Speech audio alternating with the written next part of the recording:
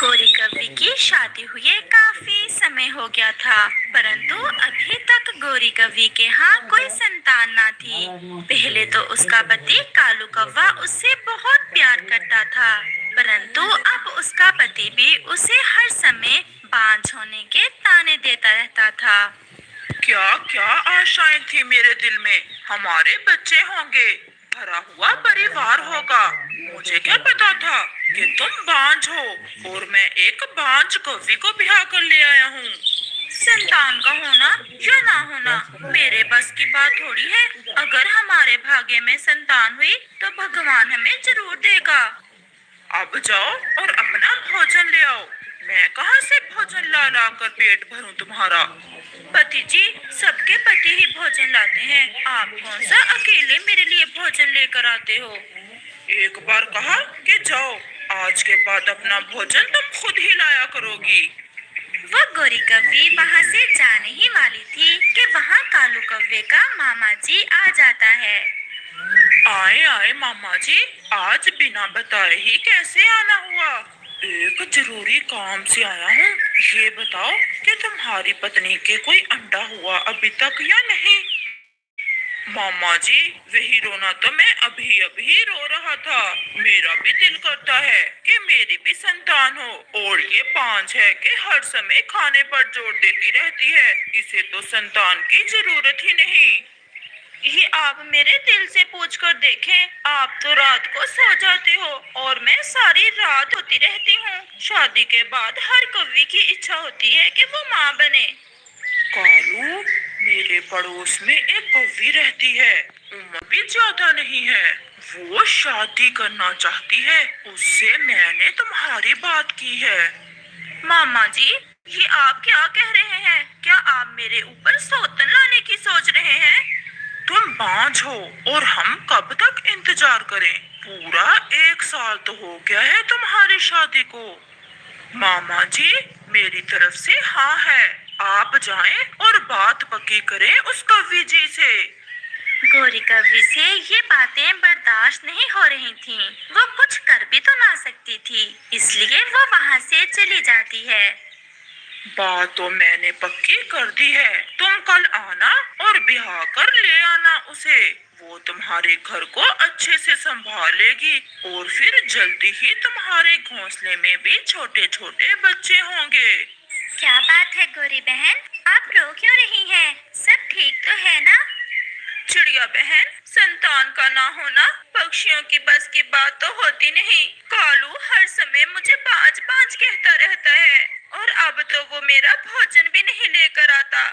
अगर संतान ना हो तो ऐसे ताने तो हम मम्मा पक्षियों को सुनने को मिलते ही हैं।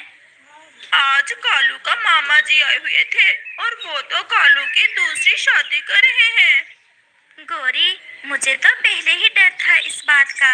अगर कालू की हाँ है तो फिर तो वो दूसरी शादी करके ही रहेगा।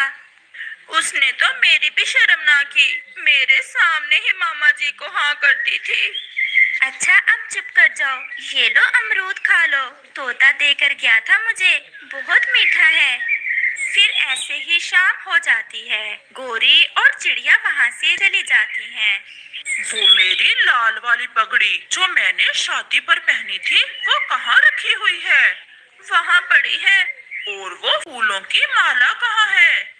वो भी है, परंतु जब आपने मुझसे शादी की थी तो मुझे वचन दिया था कि आप मुझे कभी नहीं छोड़ोगे। तो मैं छोड़ कब रहा हूँ तुम्हें? मैं तो अपने मामा जी के कहने पर दूसरी शादी कर रहा हूँ, और वो भी संतान के लिए। अगर तुम बांझ ना होती तो मैं कभी भी दूसरी शादी ना करता। आपको मुझसे प्यार ही ना था। अगर मुझसे प्यार होता तो आप कभी ऐसा ना करते। मैं मानती हूँ कि संतान के बिना रहना बहुत मुश्किल है, परंतु जितनी संतान की इच्छा आपकी है, मेरी भी तो है। कालू दूसरी तरफ मुंह करके सो जाता है, जबकि गौरी सारी रात जाकर गुजारती है। सुबह हो जाती है, कालू जी भी उठ जाते हैं और शादी की पूरी तैयारी कर लेते हैं। मैं कैसा लग रहा हूँ? पति जी, मुझे तो अभी तक विश्वास नहीं हो रहा कि आप दूसरी शादी भी कर सकते हो। शाम को विश्वास हो जाएगा जब शाम को मैं पिंकी को साथ लेकर आऊंगा। फिर कालू कौवा वहाँ से चला जाता है। वो तो कुछ ज्यादा ही तेज उड़ रहा था। उसे तो दूसरी शादी का कुछ ज्यादा ही शौक हो रहा था। आओ भी कालू, तुम तो सुबह सुबह ही आ गए हो। मामा जी, मैंने सोचा कहीं मुझे देर न हो जाए, इसलिए सारी तैयारी तो मैंने रात को ही कर ली थी। तो फिर चलो, पिंकी को भी मैंने कल ही बता दिया था, वो भी तैयार ही होगी। फिर कालू और उसका मामा जी पिंकी कौवी के घर जाते हैं। पिंकी जी, मैं कालू हूँ। मामा जी ने बताया ही होगा आपको मेरे बारे में। आपको बहुत खुश रखूंगा मैं। खाने में मकई का भुट्टा बहुत पसंद है मुझे, और कभी कभी मिठाई भी। के लिए तरह तरह के भोजन लाया करूंगा। अगर ठीक से रहे तो रखना उस बुढ़ी कवि को, लड़ाई करे तो भगा देना। और हाँ, उसे कहना कि अपना भोजन भी खुद ही लाया करे। मामा जी, आप चिंता ना करें, पिंकी के होते हुए मुझे उसके क्या जरूरत। अगर कोई उल्टी सीधी बात की तो दो चार लगाकर भगा दूंगा। कबूतर और चिड़िया गोरी कौवी के पास आते हैं। गौरी बहन, आज मैंने देखा कालू दुल्हा बने कहीं जा रहा था। कबूतर और चिड़िया, मैं तो लुट गई। वो दूसरी शादी करने गया हुआ है और शाम को नई पत्नी को साथ ही लेकर आएगा। मरे उसका भुट्टा मामा, जिसने दूसरी शादी करवाई उस कालू की। गौरी बहन, मैं आपको यही समझाने आई हूँ कि अब ज्ञान से काम लेना और लड़ाई ना करना। अगर ऐसे लड़ाई करोगी तो कालू आपको घर से निकाल देगा। अब इस उम्र में कहाँ जाओगी? ये पापा पक्षी तो दूसरी शादी खुशी से कर लेते हैं और पहली वाली को तो फिर वो बोझ समझते हैं। मैं समझती हूँ चिड़िया बहन, जिंदगी भी तो गुजारनी है। मैं किसी बात पर भी लड़ाई नहीं करूँगी। वो ऐसे बैठे हुए थे कि कालू कौवा भी अपनी पत्नी को साथ लेकर आ जाता है। अच्छा ही हुआ चिड़िया और कबूतर, तुम भी यही हो। मेरी शादी की मिठाई खाते जाना। शक्ल से तो नहीं लगता कालू तुमने शादी संतान के लिए करवाई है। मुझे तो लग रहा है बहुत शौक था तुम्हें दूसरी शादी का। हम नहीं खाते तुम्हारी मिठाई। ऐसा कहते हुए चिड़िया और कबूतर वहाँ से चले जाते हैं। भोजन लाऊं आपके लिए? सोतन जी हो आप क्या मेरी? मैं पहले तो बहुत गुस्से वाली थी, अब मुझे सब बर्दाश्त करना होगा। मैं सब करूँगी कालू, परंतु मुझे घर से ना निकालना। मैं अगर अपनी माँ के पास गई तो मेरी माँ तो जीते जी मर जाएगी। तो फिर जाओ और अपनी सोतन के लिए भोजन लेकर आओ। फिर गौरी कौवी वहाँ से चली जाती है। वो टूटे हुए दिल के साथ उड़ी जा रही थी। एक मम्मा पक्षी अपनी सोतन को कैसे बर्दाश्त कर सकती है। वो नदी पर जाती है और वहाँ बैठकर रोने लग जाती है। कबूतर जो पास में बैठा हुआ था गौरी को देख वहाँ आ जाता है। गौरी, चुप कर जाओ। एक दो दिन की बात होती तो तुम रोती, अब तो सारी जिंदगी उस सोतन के साथ ही गुजरेगी तुम्हारी। मुझे दुख तो इस बात का है कि कालू मुझे नफरत से बुलाता है, हर बात पर मेरी इंसल्ट करता है। कबूतर के पास कुछ मकई के दाने थे। वो दाने कबूतर कौवी को दे देता है। कबूतर भैया, मुझे माफ कर देना। मैंने कई बार आपकी बेइज्जती की, परंतु आप सब फिर भी मेरा इतना ख्याल रखते हो। आप ये दाने खा लें, मुझे पता है आपने सुबह से कुछ भी नहीं खाया। गौरी वो मकई के दाने खा लेती है। अब मुझे जाना होगा। मुझे अपने पति और सोतन जी के लिए भोजन की खोज भी करना है। गौरी जैसे ही उड़ने लगती है उसे चक्कर सा आता है और साथ ही उसका जी मचलाता है और वो फिर से बैठ जाती है। चिड़िया भी वहाँ आ जाती है। कबूतर भैया, क्या हुआ गौरी को? मेरे पास कुछ दाने मकई के थे, वो कबूतर ने मुझे दे दिए। बस मैंने खा ही थे कि चक्कर सा आ गया और जी मचलाने लग गया। गौरी, आपको बधाई हो। ये तो बहुत खुशी की बात है। आपको अंडा होने वाला है। आप गर्भवती हो। मैं जब पहली बार माँ बनी थी तो मेरे साथ भी यही सब हुआ था। ये सुनकर गोरी की तो खुशी से चीख ही निकल जाती है। चिड़िया बहन, क्या सच में मैं माँ बनने वाली हूँ? इस कहानी का अगला भाग देखने के लिए कल तक इंतजार करें। और ये वाला भाग आपको कैसा लगा है हमें कमेंट करके जरूर बताना। दूर किसी जंगल में एक रानू चिड़िया रहती थी। वो बहुत अच्छी चिड़िया थी। वो बहुत मेहनती चिड़िया थी। उसने अपना घर भी बहुत सुंदर बनाया हुआ था। वो सारा दिन काम करती और शाम को अपने घर में आकर उसे बहुत शांति मिलती। ऐसे ही वो एक दिन सोने की तैयारी कर रही थी कि उसके दरवाजे पर कोई दस्तक देता है। ये इस समय कौन आ गया? एक बार देख लेती हूँ कि कहीं किसी को मेरी मदद की जरूरत ना हो। और फिर रानू चिड़िया दरवाजा खोल देती है। सामने कालू कौवा और गोरी कौवी खड़े थे। आप दोनों इस समय सब ठीक तो है ना? रानो, कुछ भी ठीक नहीं है। वो हमारा घर टूट गया है। मैं और गोरी तो इसके मैके गए हुए थे। जब वापस आए तो घर टूटा पड़ा था। अब इस रात के समय में तो हम अपना घर बना नहीं सकते। सुबह को ही घर बनाने का काम शुरू करेंगे। रानो प्लीज, हमें आज की रात अपने घर में रहने दो। हम सुबह होते ही यहाँ से चले जाएंगे। अच्छा ये बात है, तो आ जाओ, लेकिन सुबह होते ही अपने घर का काम शुरू कर लेना। हाँ हाँ रानो, तुम चिंता ना करो। हम सुबह होते ही अपने घोंसले का काम शुरू कर देंगे। तुम एक नेकी और कर दो, कुछ खाने को ही दे दो, भूख बहुत लग रही है। और फिर रानो चिड़िया उन्हें खाने को भोजन दे देती है और फिर वो सब सो जाते हैं। अगली सुबह रानो चिड़िया मुंह अंधेरे ही उड़ जाती है, जबकि कालू कौवा और गोरी कौवी अभी तक सो रहे थे। कालू भैया, अब आप उठ जाएं, सुबह हो गई है। अब आपको जाना चाहिए और अपने घोंसले का काम शुरू कर देना चाहिए। रानो चिड़िया, बस उठने ही वाला हूँ। कल दूसरे जंगल से सफर करके आया था, इसलिए थकावट कुछ ज्यादा ही हो गई है। तुम जाओ, मैं भी गोरी को उठाकर अभी चला जाता हूँ। और फिर रानो चिड़िया चली जाती है और कालू कौवा फिर से सो जाता है। ऐसे ही दोपहर हो जाती है और फिर कालू कौवे की आँख भी खुल जाती है। कालू कौवा गोरी को भी जगा देता है। गोरी, गोरी उठो, देखो कितनी दोपहर हो गई है। चलो जाकर अपने घोंसले को बनाने का काम शुरू करते हैं। कालू, आज रात कितनी अच्छी नींद आई है ना, मजा ही आ गया सोने का। कितना नरम नरम घोंसला बनाया हुआ है रानो चिड़िया ने। ऐसा घोंसला बनाने के लिए मेहनत करना पड़ती है, जो तुम कभी भी नहीं कर सकती। कालू, मैं तो कुछ और ही सोच रही हूँ। आप क्या सोच रही हो? कहीं इस घर पर कब्जा करने का इरादा तो नहीं है तुम्हारा? कालू, तुम्हें मेरे मन की बात का कैसे पता चल गया? मैं तो तुम्हारी रग रग से वाकिफ हूँ। तो फिर तुम्हारा क्या ख्याल है? वैसे मेरा भी वही ख्याल है जो तुम्हारा है। तो फिर हमें क्या जरूरत पड़ी है बाहर जाने की? चलो दरवाजा लॉक कर दो। दाना तो पड़ा ही है चिड़िया का, हम थोड़ा सा सो लेते हैं और जब चिड़िया आएगी तो हम दरवाजा ही नहीं खोलेंगे। और फिर कालू कौवा और गोरी कौवी सो जाते हैं। ऐसे ही शाम हो जाती है। रानो चिड़िया भी दाना ढूंढकर आ जाती है। रानो चिड़िया जब आती है तो दरवाजा अंदर से लॉक था। रानो चिड़िया दरवाजा जोर से बजाती है। गोरी, लगता है रानो आ गई है। तुम ठहरो, मैं अभी इसे भगाती हूँ यहाँ से। और गोरी कौवी खिड़की से रानो को कहती है, क्यों भी चिड़िया, क्या बात है? क्यों दरवाजा ऐसे बजा रही हो? तोड़ना है क्या? रानो चिड़िया तो गोरी की बात सुनकर हैरान रह जाती है। गोरी, दरवाजा खोलो, मैंने अंदर आना है और तुम अभी तक गए नहीं। क्यों?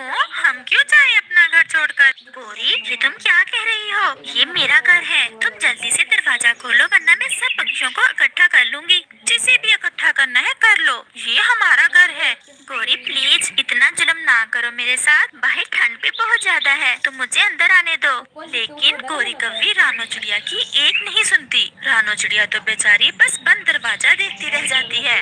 रानो चिड़िया इस समय बहुत बेबस थी। वो ऐसे ही वहाँ से थोड़ा दूर एक पेड़ के नीचे बैठ जाती है। उस पेड़ के पास ही एक तरबूज की बेल थी, जिस पर 2 तरबूज लगे हुए थे। चिड़िया, तुम उदास क्यों बैठी हो? वो कालू और गोरी ने मेरा घर मुझसे छीन लिया है। अब आप ही बताएं, मैं क्या करूं? सर्दी भी इतनी ज्यादा है, मैं रात कैसे गुजारूंगी? चिड़िया, क्या मैं तुम्हारी मदद कर सकता हूँ? आप मेरी मदद कैसे कर सकते हैं? आप तो एक तरबूज हैं। रानो चिड़िया, ये जो मेरे साथ तरबूज पड़ा है, तुम चाहो तो इसे अपना घर बना सकती हो। मैं तरबूज को कैसे अपना घर बना सकती हूँ? बस थोड़ा सा इसमें सुराख कर लो, ये अंदर से खोखला है, और फिर तुम इसके अंदर अपना घर बना लेना। ये तुम्हें ठंड से बचा लेगा। मुझे इसकी बात मान लेनी चाहिए, वरना इस ठंड में तो मैं मर जाऊंगी। और फिर चिड़िया उस तरबूज के अंदर एक सुराख करती है। वो तरबूज तो अंदर से सच में खोखला था, और उसके अंदर नरम नरम घोंसला भी था। रानो चिड़िया उस तरबूज के अंदर चली जाती है। रानो चिड़िया को तरबूज के अंदर बहुत ज्यादा गर्माइश मिलती है, और वो आराम से सो जाती है। अगली सुबह रानो चिड़िया फिर जल्द ही उठ जाती है और दाने की तलाश में निकल जाती है। दूसरी तरफ कालू कौवा और गोरी कौवी भी रानो चिड़िया के घोंसले में बहुत मौजें कर रहे थे। कालू, देखा मैंने रानो चिड़िया को कैसे डराया? वो दोबारा नहीं आई हमसे अपना घर वापस लेने। गोरी, वैसे तुम हो बड़ी शैतान, दूसरों की चीजों पर कब्जा करना तो कोई तुमसे सीखे। अब चलो थोड़ा बहुत भोजन भी ढूंढ लाए। रानों का जमा किया हुआ भोजन तो तुम एक ही दिन में खत्म कर चुकी हो। कालू, मेरे खाने पे ना नजर रखा करो, पहले ही मैं बहुत कमजोर होती जा रही हूँ। और फिर वो दोनों भोजन की तलाश में चले जाते। वो दोनों उसी पेड़ के पास चले जाते हैं जिसके नीचे रानो चिड़िया का तरबूज वाला घर था।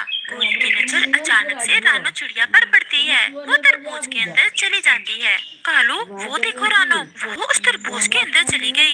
ये कैसे हो सकता है? चलो जाकर देखते हैं कि क्या साहसिक कार्य है। गोरी, आखिर तुम्हें चैन क्यों नहीं आ रहा? रानो चिड़िया के घर पर तो कब्जा कर ही लिया तुमने, अब तुम्हें क्या लगे वो जिधर भी जाए। कालू, तुमने नहीं जाना तो ना जाओ, मैं तो जा रही हूँ। और गोरी कौवी ऐसे कहते हुए वहाँ से चली जाती है, और वो उस तरबूज के पास चली जाती है और देखती है कि उस तरबूज के अंदर तो एक बहुत सुंदर सा घर बना हुआ था, और रानो चिड़िया उसमें आराम से बैठी हुई थी। गोरी को तो वो घर बहुत पसंद आया था। उसका मन कर रहा था कि वो तुरंत ही रानो चिड़िया से वो घर भी छीन ले, और फिर वो वहाँ से वापस आ जाती है। देखा ही हो रानो चिड़िया को। कालू, वो तो बहुत सुंदर घर है। मैं तुम्हें क्या बताऊं उस घर के बारे में? मुझे तो वही घर चाहिए। तुम्हारा दिमाग तो खराब नहीं हो गया? इसमें मैं तुम्हारी कोई मदद नहीं करूंगा। मदद तो तुम्हें करना होगी, क्योंकि वो घर भी हम दोनों का ही होगा। और वैसे भी रानो को तो उसका पहले वाला घर तो मिल ही जाएगा ना। लेकिन रानो कभी भी नहीं मानेगी। हमने कौन सा रानो से मांगना है? हमने तो बस कब्जा करना है उसके घर पर। लेकिन वो कैसे? वो तो मुझ पर छोड़ दो। चलो, अभी मुझसे इंतजार नहीं हो पा रहा। मैं तो आज रात उसी तरबूज वाले घर में गुजारूंगी। और फिर कालू कौवा गोरी के साथ चला जाता है। गोरी रानो के नए घर के बाहर रानो चिड़िया को आवाज देती है। रानो चिड़िया, जरा मेरी बात सुनो, बहुत जरूरी बात है। और रानो चिड़िया गोरी की आवाज सुनकर बाहर आ जाती है। अब क्या बात है? क्यों आई हो मेरे पास? रानो, मैं तुम्हें बुलबुल का संदेश लेने आई हूँ। उसकी तबीयत तो बहुत ही खराब है। तोता भी कह रहा था कि शायद बुलबुल का आखिरी समय आ गया है। बुलबुल तुम्हें बुला रही है, वो तुमसे एक बार मिलना चाहती है। गोरी की बात सुनकर रानो चिड़िया तुरंत वहाँ से चली जाती है। गोरी, इस बार रानो खामोश नहीं बैठेगी। तुम अभी भी बाज आ जाओ अपनी हरकत से। लेकिन गोरी के दिमाग में तो रानो के घर पर कब्जा करने का भूत सवार था। वो तुरंत ही घर के अंदर जाकर घोंसले में बैठ जाती है, और कालू कौवा भी बेबस होकर गोरी के पीछे चला जाता है। रानो चिड़िया जब बुलबुल के घर पहुंचती है तो बुलबुल तो बिल्कुल ठीक थी। बुलबुल, क्या हुआ है तुम्हें? रानो, मुझे तो कुछ भी नहीं हुआ है, मैं तो अच्छी भली हूँ तुम्हारे सामने। गोरी ने एक बार फिर से मुझे धोखा दे दिया। क्या हुआ रानो? मैं तुम्हें बाद में बताऊंगी, अभी मुझे जल्दी से जाना होगा। और रानो चिड़िया जल्दी से वहाँ से चली जाती है। जब वो अपने तरबूज वाले घर में पहुँचती है तो देखती है कि गोरी और कौवा तो उसके घर में घोंसले के अंदर बैठे हुए थे। गोरी, तुमने मुझसे झूठ बोला, और अब तुम मेरे घर के अंदर क्या कर रही हो? चलो निकल जाओ यहाँ से। वो तो अब हम नहीं निकलेंगे, तुम जाओ यहाँ से और ले लो अपना पहले वाला घर। मुझे तो अब ये घर पसंद आ गया है। और रानो चिड़िया वहाँ से खामोशी से चली जाती है। ये रानो ने कोई शोर क्यों नहीं डाला? चुप करके इतनी आसानी से कैसे चली गई? गोरी, मुझे तो लगता है कि रानो की खामोशी हमें ले डूबेगी। तुम कभी अच्छी बात ना निकालना मुंह से। जैसी काली शक्ल वैसी ही बात करते हो। और कालू कौवा खामोश हो जाता है, और फिर ऐसे ही रात हो जाती है, और साथ आ जाते हैं। और देखते तेज बारिश शुरू हो जाती है। रानू चिड़िया तो अपने घर में बैठी बारिश के मजे ले रही थी जब ज्यादा बारिश होने के कारण जमीन पर हर तरफ पानी ही पानी हो जाता है, जिस कारण तरबूज वाला घर पानी के ऊपर तैरने लगता है। गोरी की तो चीखें निकल रही थी। देखते ही देखते वो तरबूज पानी में डूब जाता है और जालम अपने अंजाम को पहुंच जाता है। इस कहानी से हमें सीख मिलती है कि हमें कभी भी किसी की चीज पर कब्जा नहीं करना चाहिए, क्योंकि बुरे काम भी बुरा ही होता है।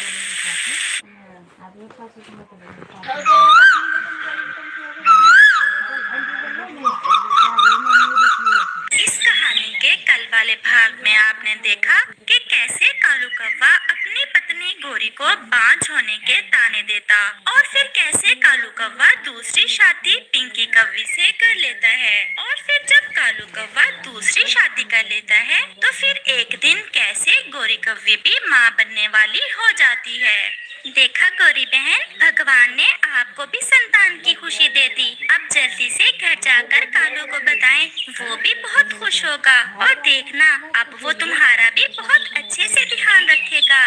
चिड़िया बहन, आज मुझे जिंदगी की सबसे बड़ी खुशी मिली है। चिड़िया बहन, पता है जब कालू जी मुझे बांझ कहते थे तो कई बार मैंने सोचा कि मैं आत्महत्या कर लूं, परंतु ना कर सकी।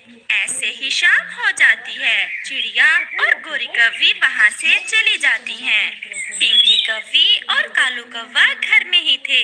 गोरी कौवी भी घर पहुँच जाती है। कालू, मेरे कालू, आज हमें एक बहुत बड़ी खुशी मिली है। क्या हुआ? कोई लॉटरी लग गई है तुम्हारी जो इतना शोर कर रही हो? कालू जी, मैं माँ बनने वाली हूँ। मुझे भी आज ही पता चला है। हमारे घर में भी छोटा सा अंडा आने वाला है जिससे सुंदर सा बच्चा निकलेगा। क्या क्या तुम सच कह रही हो गोरी? तो और क्या, मैं मजाक कर रही हूँ। तुम्हारी कसम कालू जी। पिंकी कौवी को तो जैसे सांप सूंघ गया हो।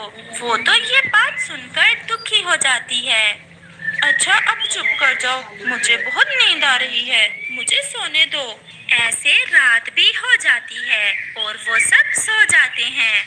दूर से रोज कालू कौवा गोरी से कहता है, गोरी, तुम घर में ही रहो, आज से तुम्हारा भोजन भी मैं ही ले आया करूँगा। तुम मेरा भोजन लाओगे या गोरी का? पिंकी, गोरी अब माँ बनने वाली है, ये इतना उड़ नहीं सकेगी।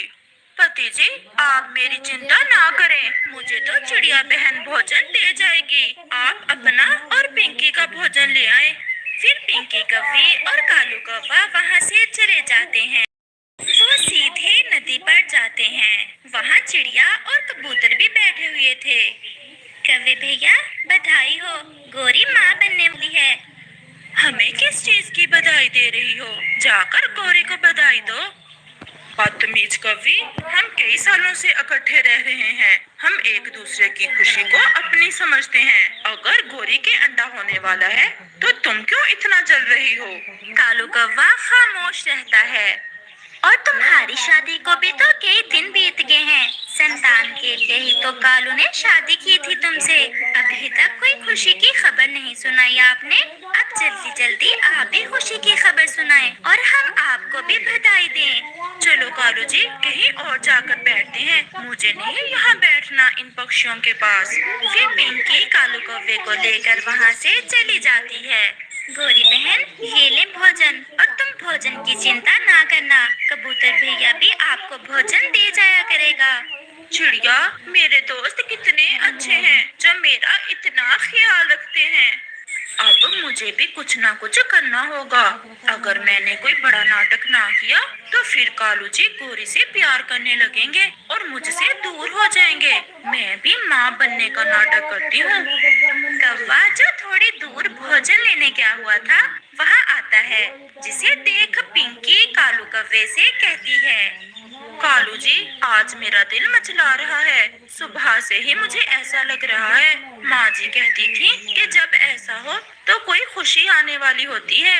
पिंकी, मैं समझा नहीं तुम्हारी बात। कालू जी, मैं भी माँ बनने वाली हूँ, अब समझे या अब भी नहीं? सच में? क्या सच में पिंकी? तो और क्या? अब तो मेरी दोनों पत्नियां एक साथ मम्मा बन जाएंगी और मेरे घर में दो दो बच्चे होंगे। चलो अब घर चलें। फिर वो दोनों घर जाते हैं। अच्छा ही हुआ चिड़िया, तुम भी यहीं बैठी हुई हो। चिड़िया और गोरी, अपनी पिंकी भी माँ बनने वाली है। क्या? परंतु जब पिंकी नदी पर आ मुझे मिली थी तब तो आपने ये बात नहीं बताई। मुझे भी अभी अभी पता चला है। तो फिर आपको भी बधाई हो। पिंकी, अब हम आपस में प्यार से रहेंगी और अपने बच्चों की अच्छे से रक्षा करेंगी। फिर ऐसे ही कुछ दिन गुजर जाते हैं और एक सुबह गोरी कौवी एक सुंदर सा अंडा देती है, जिसे देख कालू कौवा तो कुछ ज्यादा ही खुश था। गोरी, अब जल्दी मेरा सपना पूरा होने वाला है और फिर हमारे इस अंडे से सुंदर सा बच्चा निकलेगा। कालू जी, बस कुछ ही दिनों की बात है जब हमारा बच्चा हमारे इस अंडे से बाहर निकल आएगा। पिंकी कौवी का नाटक अब तक तो अच्छे से चल रहा था, परंतु अब पिंकी परेशान हो गई थी कि अब उसका झूठ पकड़ा जाएगा। वो यही सोच रही थी कि कालू कौवा पिंकी से कहता है, पिंकी, क्या तुम्हारा अंडा नहीं हुआ अभी तक? कितना ही अच्छा हो कि मेरे दोनों बच्चे एक साथ ही इस दुनिया में आए। मेरे सर में दर्द है, मुझसे बोला भी नहीं जा रहा और भूख भी बहुत लगी हुई है। मैं जाता हूँ और तुम दोनों के लिए भोजन लेकर आता हूँ। फिर कालू कौवा वहाँ से चला जाता है। पिंकी, तुम्हारा तो पेट बता रहा है कि तुम माँ नहीं बनने वाली। मुझे तो लग रहा है कि तुम झूठ बोल रही हो। ये सुनकर पिंकी तो डर जाती है। नहीं नहीं, मेरा अंडा भी 2-4 दिन में आने ही वाला है। अरे, तुम तो डर गई, मैं तो मजाक कर रही थी। चिड़िया बहन, मुझे तो पिंकी की कुछ समझ नहीं आ रही। खाए ही जा रही है, दिन रात खाती रहती है और गोरी ने तो अंडा भी दे दिया है। उसने अभी तक अंडा भी नहीं दिया। कौवे जी, सच बताऊं तो मुझे तुम्हारी दूसरी पत्नी शक्ल से ही झूठी लगती है। मुझे तो लग रहा है कि वो माँ बनने वाली है ही नहीं। वो झूठ बोल रही है केवल इसलिए कि तुम उसे छोड़कर गोरी का प्यार न करने लग जाओ। चिड़िया बहन, गोरी से बड़े जुल्म किए मैंने। भोजन तक नहीं लाकर देता था। उसने सब बर्दाश्त किया। अगर सच पूछो तो मैं दूसरी शादी करके बहुत पछता रहा हूँ। अब पछताने का कोई फायदा नहीं है, जो होना था वो हो गया। परंतु मुझे इतना पता चल जाए कि वो पिंकी सच में माँ बनने वाली है या झूठ बोल रही है। आप शांत हो जाएं। आज शाम तक मैं सच आपके सामने ले आऊंगी। क्या भोजन की खोज कर ली है या अभी जाना है भोजन की खोज को? मुझे तो ये चावलों के कुछ दाने मिल गए थे। मैं तो वापस घर जाने वाला था। तो फिर चलो, मैं भी जाती हूँ आपके साथ। फिर चिड़िया और कौवा कालू कौवे के घर की तरफ जाते हैं। पति जी, ले आए भोजन, मुझे तो बहुत भूख लगी हुई थी।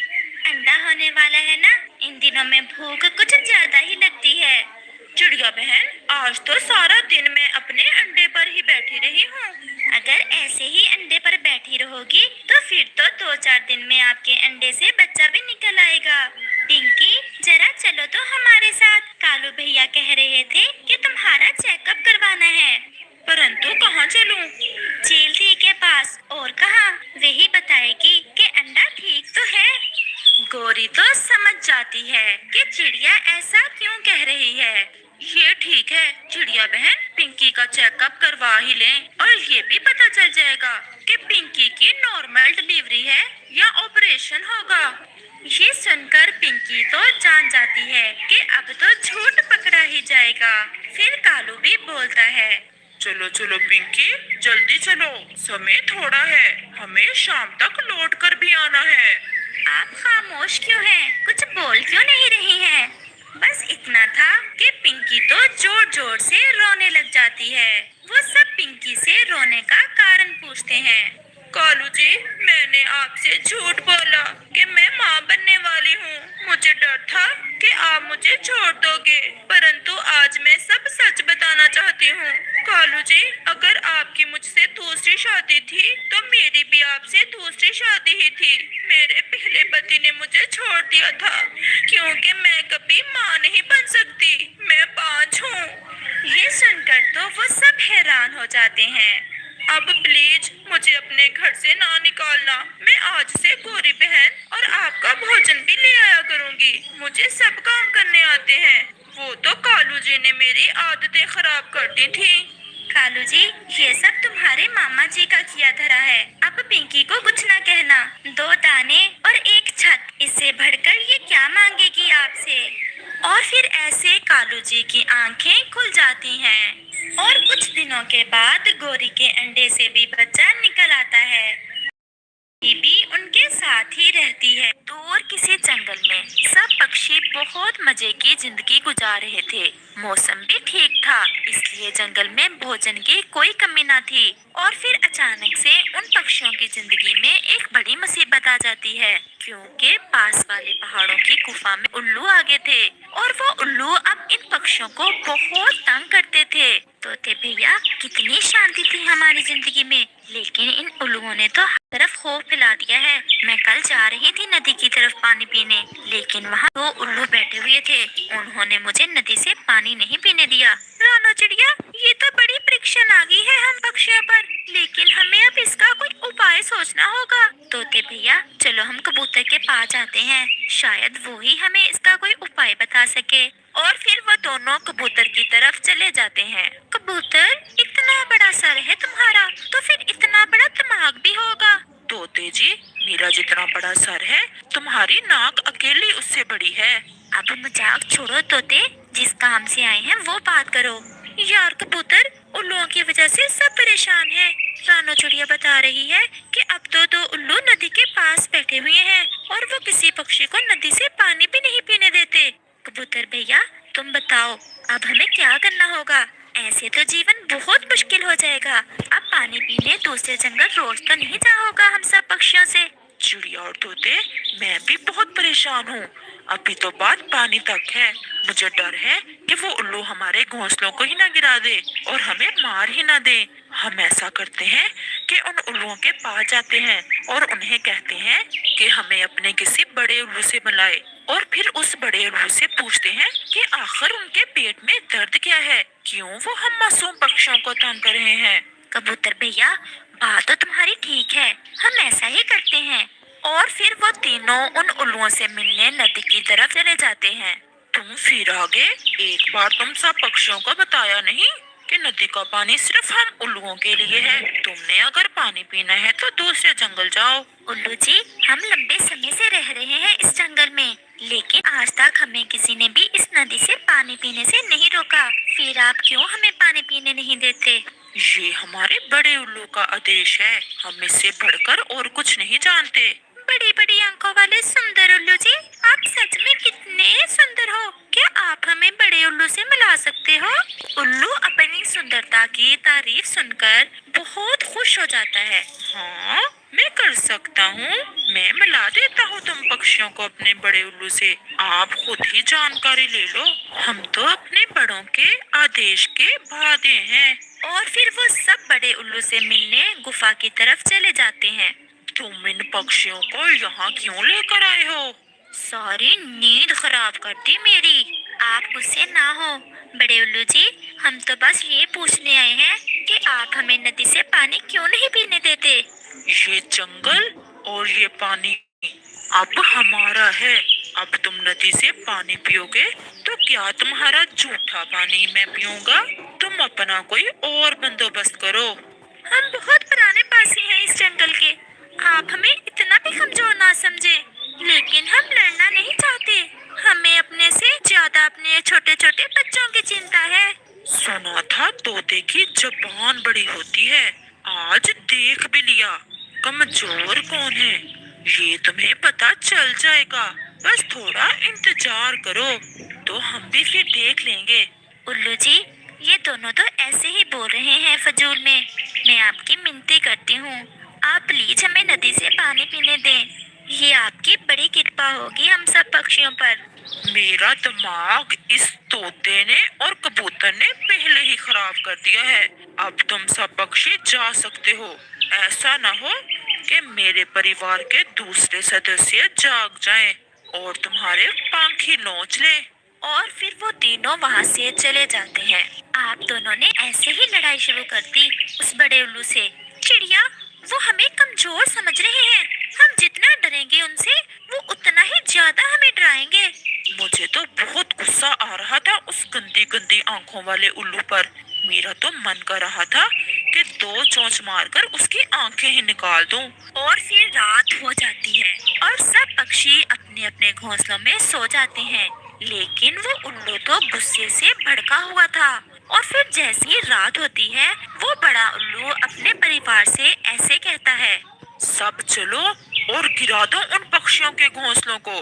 बहुत बड़ी बड़ी बातें कर रहे थे तोता और कबूतर। हम बताते हैं उन्हें कौन पुराना बासी है इस जंगल में और कौन नया। और फिर ऐसे कहते हुए वो उल्लू वहाँ से चले जाते हैं। और वो उल्लू इकट्ठे होकर पक्षियों पर हमला कर देते हैं और सबसे पहले कबूतर का घोंसला गिरा देते हैं। शर्म करो उल्लुओ, शर्म करो। मैंने क्या बिगाड़ा है तुम्हारा? तुम तो कमजोर नहीं हो, कर लो जो करना है। और फिर तोते का घोंसला भी गिरा देते हैं। और फिर सब पक्षियों के घोंसलों को गिराकर वो वहाँ से चले जाते। और फिर ऐसे ही सुबह हो जाती है। सब पक्षियों का बुरा हाल था और वो बहुत नाराज थे। तोते और कबूतर, ये सब तुम दोनों के कारण हुआ है। चिड़िया, तुम ऐसे अपनी आंखें बंद ना करो।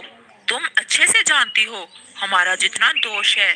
चिड़िया, हम अगर कुछ ना भी बोलते तो फिर भी उन्होंने यही करना था हमारे साथ। लेकिन अब हमें क्या करना होगा?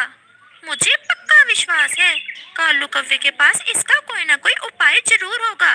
क्यों ना हम कालू के पास जाएं? ये हुई ना बात। मेरे तो दिमाग में ये बात आई ही नहीं। हमारा कालू कव्वा और गोरी किस दिन काम आएंगे? अब चलो। और फिर वो तीनों कालू कव्वे की तरफ चले जाते हैं। कालू भैया, आज तो उन्होंने हमारे घोंसले ही गिरा दिए हैं। मुझे पता है रानो, मेरी तरफ भी आए थे वो उल्लू। वो तो हम जाग रहे थे। बहुत मुश्किल से गोरी ने मिनती करके बचाया अपना घोंसला।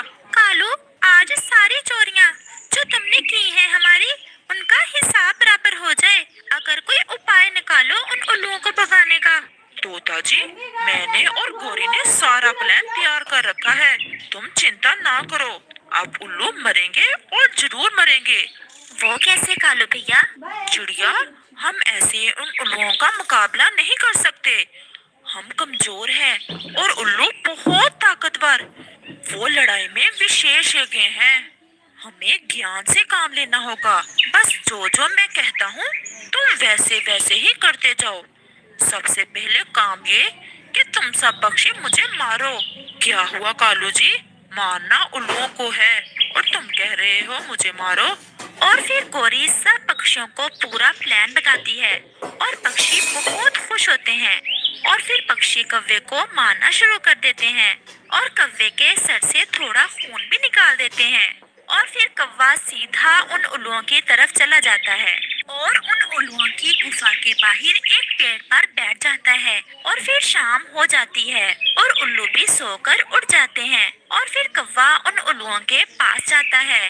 कव्वे, तुम्हारे ये चोटें कैसे लगी? उल्लू जी, आप मुझे अपने आश्रय में ले लें।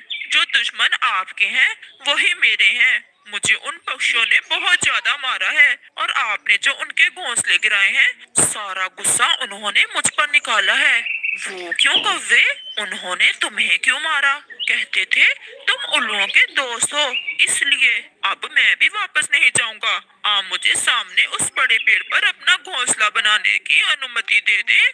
अगर वो पक्षी मुझे आपका दोस्त कहते हैं तो अब मैं भी उन पक्षियों को ये दोस्ती निभा कर दिखाऊंगा। और फिर ऐसे वो उल्लू मान जाते हैं और कव्वा सामने पेड़ पर अपना घोंसला बनाना शुरू करता है। तो सुबह के समय सारे उल्लू गुफा में सोने के लिए आ जाते हैं। वो कव्वा सामने पेड़ पर सो जाता है और उन उल्लुओं के आने और जाने पर पूरी नजर रखता है। और फिर ऐसे ही कुछ दिन गुजर जाते हैं और कव्वा अच्छे से जांच कर लेता है कि उल्लू किस समय क्या करते हैं, सोते कब हैं, जागते कब और शिकार पर किस समय जाते हैं। और कौवा अच्छे से अंदाजा लगा लेता है कि उल्लुओं के परिवार के कुल मिलाकर 7 सदस्य हैं। और फिर एक दिन जब सारे उल्लू गुफा में सोए हुए होते हैं, तो कौवा चुपके से जंगल में अपने पक्षियों के पास जाता है। रामू चिड़िया, अब समय करीब आ गया है उन उल्लुओं से हिसाब बराबर करने का। मैंने घोंसला बनाने के बहाने ढेर सारी लकड़ियां इकट्ठी कर ली हैं और ये भी देख लिया है कि वो 7 उल्लू हैं। कल दोपहर को जब वो सातों सोए हुए होंगे तो तुम सब पक्षी भी आ जाना उस गुफा के पास। बाकी का प्लान मैं वहाँ ही बताऊंगा। और फिर कौवा चुपके से वापस जाकर अपना घोंसला बनाने का काम शुरू कर देता है। और फिर शाम हो जाती है और सब उल्लू जाग जाते हैं। तैयार हो मेरे परिवार के सदस्यों? हम तैयार हैं। तो फिर चलो, आज रात एक बड़ा शिकार करना है। और फिर जैसे ही बड़ा उल्लू बाहर निकलता है, कौवे को देखकर उसके पास आ जाता है। कौवे, ये इतनी सारी लकड़ियाँ क्या करनी है? कहीं कोई प्लान तो नहीं बना रहे तुम? उल्लू जी, आपका दोस्त हो और दोस्त पर शक नहीं करते। ये लकड़ियाँ तो मैंने अपना घोंसला बनाने के लिए इकट्ठी की हुई हैं। मैं तो मजाक कर रहा था। और फिर सब उल्लू रात होने के साथ ही शिकार पर निकल जाते हैं। अब तो कल ही बताऊंगा तुम्हें उल्लू जी। मुझे भी कालू कौवा कहते हैं। तोते भैया, सुबह बुलाया है कालू ने सब पक्षियों को। तुम ऐसा करो, कबूतर को भी बता दो कि कल सुबह होते ही गुफा की तरफ जाना है। और फिर ऐसे ही सुबह हो जाती है और उल्लू भी अपने मिशन से वापस आ जाते हैं और गुफा में जाते ही सो जाते हैं। कालू बेचैनी से बैठा इंतजार कर रहा था। और फिर बाकी पक्षी भी आ जाते हैं। अब जल्दी से इन लकड़ियों को गुफा के मुंह पर रख दो। और फिर सब पक्षी जल्दी से वो लकड़ियां उस गुफा के मुंह पर रख देते हैं और कालू जल्दी से उन लकड़ियों को आग लगा देता है। और फिर सब उल्लू गुफा के अंदर ही मर जाते हैं और सब पक्षी बहुत खुश हो जाते हैं और कालू कौवे की बहुत ज्यादा परिभाषा करते हैं। इस कहानी से हमें सीख मिलती है, हमें हमेशा ज्ञान से काम लेना चाहिए। कितनी भी बड़ी परीक्षा हो, हमें हिम्मत नहीं हारनी चाहिए, क्योंकि जीत हमेशा अच्छाई की होती है। जान को देखी लिया वक्त तो देखी बंद कर दी चलाई। कौवों के घर में आज बहुत हलचल थी।